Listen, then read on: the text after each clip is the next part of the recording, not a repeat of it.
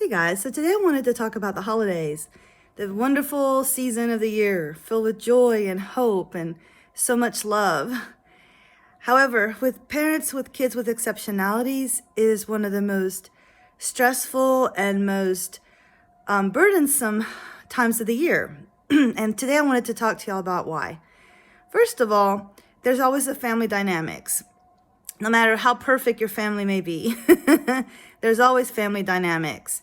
And there's always the juggling act that a parent with exceptional kids has to overcome because they have so many things they have to do. As a parent, I have to worry about gifts, for example. I have to worry about family gatherings. I need to worry about travel, perhaps. Now this year, because of COVID, you may not be traveling, and that'll reduce some of your anxiety, but maybe not. Maybe staying at home and the change in the routine is going to be stressful for you and your child or your children. And so those are so many things that came to my mind as I was thinking about what to talk about today. And as a parent of exceptional children, when the kids were younger, it was the most stressful time for me. As they got older, it got a little bit less stressful.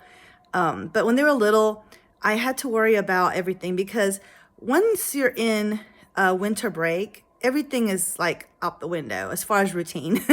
The kids are sleeping a little bit more or maybe a little bit less. Their eating habits have changed somewhat. And, anytime you throw a routine out the window, that's when chaos starts and commences. So anyway, I think that is one of the biggest issues.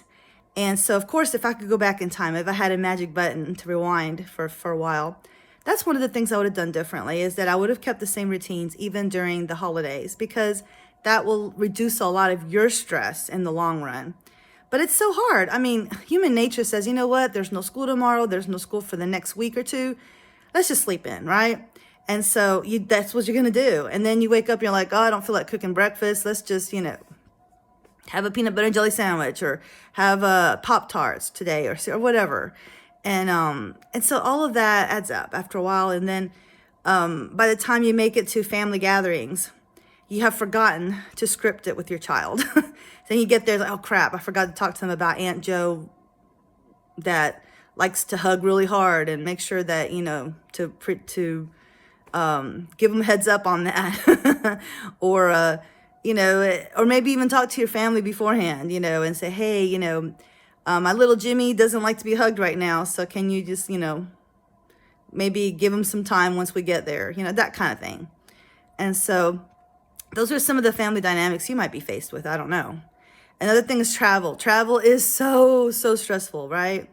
And so, especially right now with the pandemic, but when you have children, especially small children, and let's say that they're not potty trained, for example, oh my goodness, and you have to stop every 5 minutes to let them use the bathroom, or maybe to change them if you have to. Because heaven forbid you have to drive 30 miles with a dirty diaper. And that has happened. So anyway, then the gifts. So scripting, okay, so, you talk to little Jimmy and you say, now little Jimmy, you may not like what you get for Christmas, but just pretend, say thank you, give him a hug, and it's going to be all right. You're going to get lots of other gifts, and so don't stress and just be thankful, because a gift is just that. It's the thought that counts. And so I try to teach that to my children. And so hopefully I did a good job. I don't know. But they were lucky in the sense that they seldom got gifts they didn't like. So our family's been really good about that. But anyway, and then as far as the parents, you guys have got this. You have got this. It's going to be stressful this year, I know, but just do the best that you can under the circumstances. The holidays, try to make them about the reason for the season, as we say in our house.